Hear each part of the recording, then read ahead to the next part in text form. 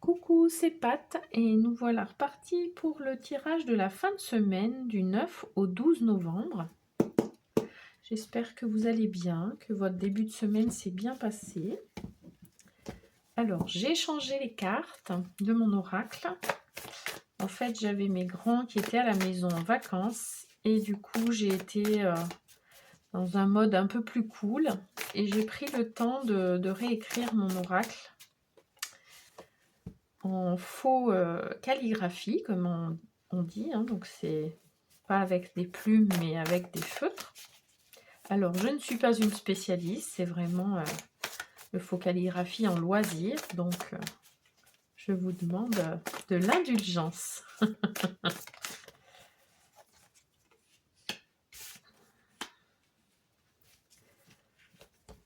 Alors les perceptions, hein, j'ai gardé la carte des perceptions puisque c'était le thème principal de notre tirage de début de semaine.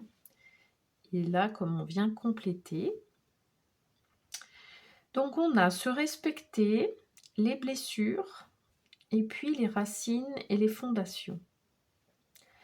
Donc là, ce qu'on nous invite quand même à faire, c'est à voir un petit peu nos perceptions d'une manière différente, c'est-à-dire de respecter la manière dont on perçoit les choses, et puis de voir comment on perçoit le fait de se respecter. Ça veut dire quoi pour vous se respecter ? Ça veut dire quoi comme limite posée, comme perception des autres, comme perception de soi par rapport aux autres? Qu'est-ce qu'on met en place pour nous respecter? Et puis c'est aussi de la tolérance, de la gentillesse par rapport à nous-mêmes. Si on se dit qu'on n'est pas très bon sur le fait de se faire respecter ou de se respecter soi-même, vous voyez? Ça peut être ça aussi, c'est comment on est dans l'auto-jugement, l'auto-flagellation peut-être par rapport à cette notion de se respecter, de se faire respecter aussi. Là, on nous parle des blessures, donc ça peut être en lien avec les blessures de l'âme de Lise Bourbeau. Donc on a l'abandon, on a la trahison, le rejet, l'injustice et l'humiliation. Donc voir un petit peu aussi peut-être comment vous percevez cette manière de se respecter ou pas se respecter d'ailleurs, hein. Et de voir quelles blessures on a en lien avec ça. Mettons que vous ayez le sentiment de ne pas assez poser vos limites, de ne pas assez oser dire non, ou de ne pas vous positionner, hein, tout simplement. Parfois, on est dans un mode où on veut faire plaisir, où on est dans un peu l'oubli de soi par rapport aux autres. Et du coup, on n'ose plus trop mettre nos limites, puisqu'on se dit que si on met des limites, on va être rejeté, et on peut être aussi de nouveau dans ce schéma d'humiliation, de rejet, etc. La notion de se respecter, c'est important de voir ce qu'elle veut dire pour vous. Et puis, c'est si j'ose me respecter, si j'ose mettre mes limites, de quoi j'ai peur en fait, vous voyez, par rapport aux blessures. Et là, ce qu'on nous dit aussi, c'est d'aller voir par rapport à nos racines, à nos fondations. Alors ça peut être quelle blessure on a eue, quelle difficulté on a eue, et par rapport au respect de soi quand on était enfant. Alors ça peut être en lien avec nos parents, avec notre famille, puisque là on parle des racines. Comment on peut se rattacher à nos racines, à nos fondations? Qu'est-ce qui nous ancre aujourd'hui? Qu'est-ce qui fait qu'on se sent solide pour oser aller regarder de plus près ces blessures, la perception que l'on a de ces blessures et la perception que l'on a de nous-mêmes par rapport à se faire respecter, à se respecter soi-même. Bon, je ne sais pas si j'ai été très claire là. J'espère que je ne vous ai pas perdu. Parce que c'était pas C'était pas fluide. On sent que c'est voilà, on est tiraillé en fait, c'est ça que je ressens. On est tiraillé entre, nos peurs, nos blessures du coup, puisque ça réveille en fait des craintes, des peurs, et le fait de se respecter, d'être aujourd'hui adulte et de savoir qu'il faut poser des limites, que c'est important de se positionner, que c'est important de se respecter soi-même par rapport à son estime de soi, par rapport à la confiance en soi qu'on peut avoir ou pas. Donc, il y a tout ça qui c'est comme si ça se percutait, vous voyez? Bon, dites-moi en commentaire si ça vous parle et puis s'il y a des choses que vous voulez que j'éclaircisse, que j'aille plus loin sur certaines notions peut-être. Ouais, n'hésitez pas à me dire. Alors, ouais, on a à s'encourager, on mérite et on peut avoir de la reconnaissance par rapport à nous-mêmes, par rapport à ce qu'on a réussi à être, à faire. S'encourager aussi parce que c'est pas simple d'aller voir ses blessures, de se positionner par rapport à certaines personnes dans certains contextes. On sait qu'on peut avoir ces perceptions de vraiment s'auto-flageller, de se juger très sévèrement parce qu'on n'arrive pas à le faire. Vous voyez? Ça peut être des choses comme ça. Et là, on nous dit, non mais encouragez-vous, quoi. Vous méritez le respect, vous méritez de poser vos limites, d'être qui vous êtes et d'avoir votre place en fait, hein, c'est ça. Hein. Alors, qu'est-ce que j'ai derrière? Ouais, la voie du milieu, ok, et l'équilibre actuel. Bon, la voie du milieu, c'est votre voie du milieu à vous. Hein. C'est pas, on est dans les rangs, on se met à un endroit où on bouscule personne, où on dérange personne. Non, c'est pas ça. C'est vraiment vous. À quel endroit, par rapport au respect, par rapport à vos perceptions, les blessures, les racines, les fondations, tout ce qu'on a vu là, à quel endroit vous vous sentez en équilibre? À quel endroit vous vous sentez que c'est juste pour vous, vous voyez? Et ouais, bon.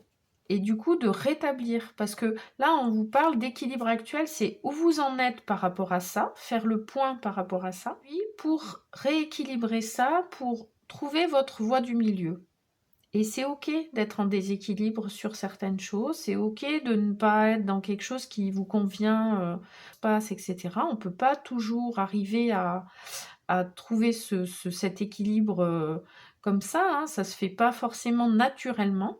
Par contre, là, l'idée, c'est d'aller voir de plus près pour justement consciemment aller remettre cet équilibre en place petit à petit, avec douceur, avec bienveillance, par rapport à soi et par rapport aux autres. Hein.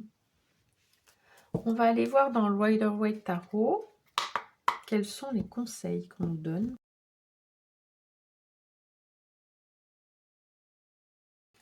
Alors, on a le cavalier de bâton et la lune. Donc, le cavalier de bâton, là, on nous dit se respecter, ça peut demander un peu de la force, ça peut demander de la passion, ça peut demander de l'énergie. Hein. Et là, on nous dit, vous avez tout ça, sollicitez tout ça pour rééquilibrer, en fait. Vous voyez? Puisque, effectivement, ouais, ça demande de se battre quelque part, hein, et pas se battre dans le sens, j'allais dire négatif du terme, mais c'est pas vraiment ça. C'est dans une énergie négative, on va dire plutôt, mais plutôt avec amour, avec passion, avec envie. Pour montrer que on existe, on est là et c'est important pour nous de prendre notre place sans être dans le conflit, sans être en opposition ou à chercher le combat, hein, c'est pas ça du tout. C'est vraiment, en fait, mobiliser notre force intérieure pour arriver à trouver notre équilibre, à remettre les curseurs au bon endroit pour nous, pour aller vers cette voie du milieu. Vous voyez? Et là, on nous parle de la lune. Donc la lune, c'est plusieurs choses. Ça peut être nos peurs. Donc là, le conseil, c'est quelles sont vos peurs. La lune, elle insiste sur cette notion d'aller voir ses peurs, d'aller regarder ce que ça réveille comme blessure et donc comme peur, vous voyez? Et c'est des choses dont on n'a pas forcément conscience, qui peuvent être cachées, qui peuvent être vraiment subtiles en fait, hein.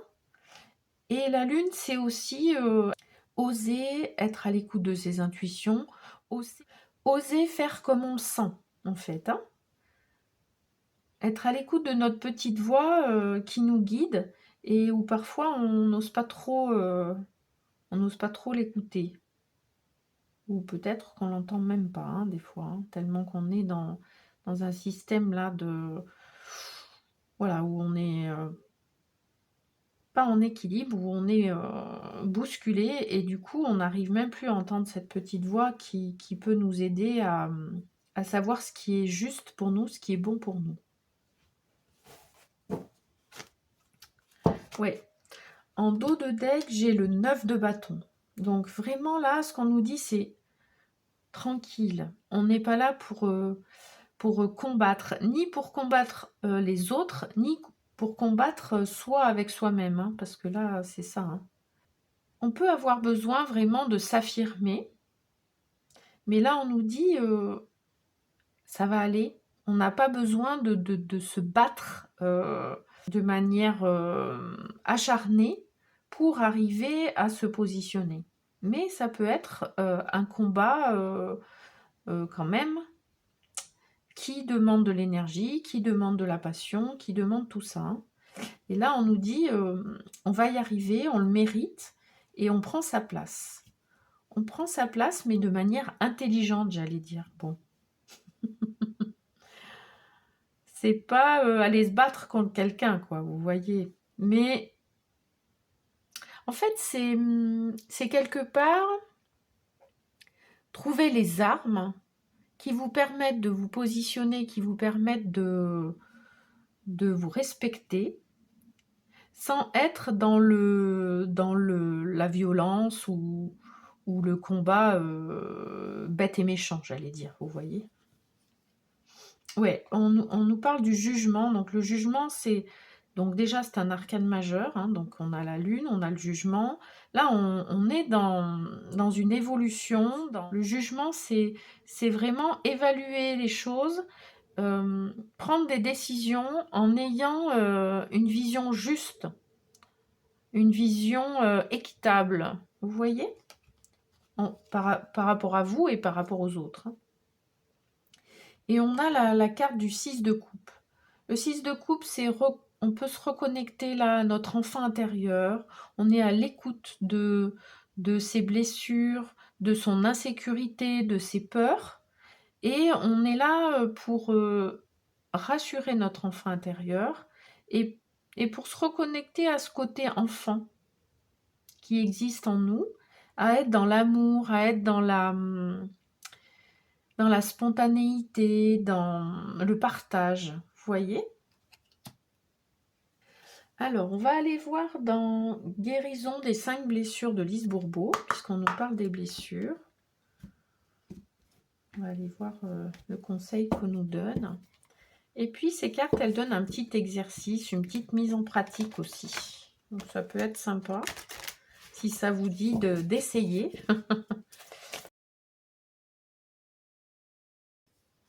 Alors, c'est la blessure d'injustice. Et on nous dit, je décide de prendre un temps de détente, de plaisir, même si mes tâches ne sont pas terminées. Je le fais sans me justifier face à moi et aux autres. Donc là, c'est est-ce que vous vous autorisez à vous détendre, à vous poser? Se respecter, c'est ça aussi. On peut ressentir qu'on a besoin d'un moment de repos, de se poser. d'être tranquille, de faire quelque chose qui nous plaît, qui nous détend, mais on ne s'autorise pas forcément à le faire. Et se respecter, c'est s'autoriser à le faire sans se justifier, sans être là à s'auto-flageller, ni par rapport à soi, hein, de se justifier, ni par rapport aux autres. Et on nous dit donc d'essayer de faire ça.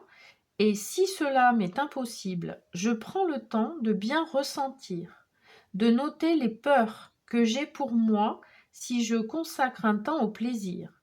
Je me donne alors le droit d'avoir peur, pour le moment, en y faisant une petite place dans mon cœur.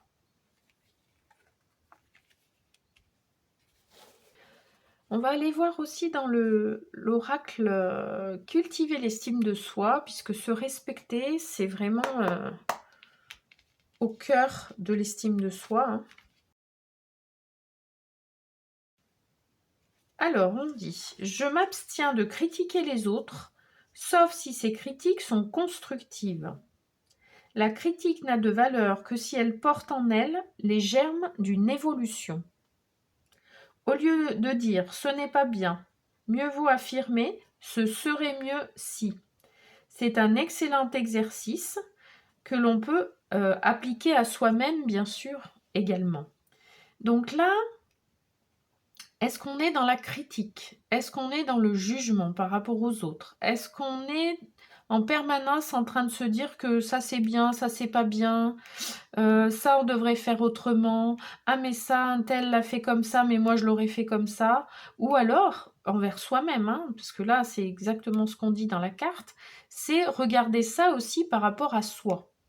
Parce que la première chose, c'est est-ce qu'on a une parole impeccable envers nous-mêmes, un désaccord toltèque pour ceux qui connaissent.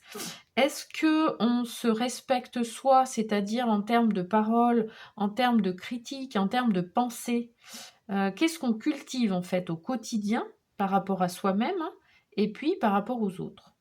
Bien sûr, puisque souvent ça va de pair, hein. Là, c'est vraiment, soyons, justes, équitables, bienveillants envers soi et envers les autres, hein. Pour terminer, on va aller chercher une carte dans l'oracle de la féminité sacrée, un message spécial dédicace aux femmes.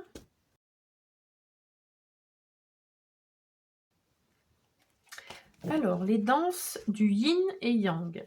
Lorsque la voie du milieu est trouvée, tout est équilibre, il n'existe plus de dualité. Bon, eh ben ça insiste sur la voie du milieu. Alors, ce qui est intéressant là, la voie du milieu, elle est avec l'entrée yin et yang. Donc, ce qu'on peut aller voir aussi, c'est comment on équilibre ce côté yin et ce côté yang, ce côté féminin et masculin, ce côté intuition, émotionnel, et qui est plutôt donc féminin, hein, et puis le côté action, on prend des décisions, enfin vous voyez comment on équilibre ça. Pour ne plus être dans une dualité où on est soit l'un soit l'autre, mais on peut être et. On peut être le yin et le yang. On peut être le côté féminin et masculin. On peut avoir ce côté intuitif, émotionnel et être dans l'action, arriver à mettre des choses en place, etc. Vous voyez, là on est dans le et. Voilà, et ben écoutez, je vous souhaite une bonne fin de semaine. Je vous envoie plein de belles énergies et je vous dis à samedi matin pour le tirage de la semaine prochaine.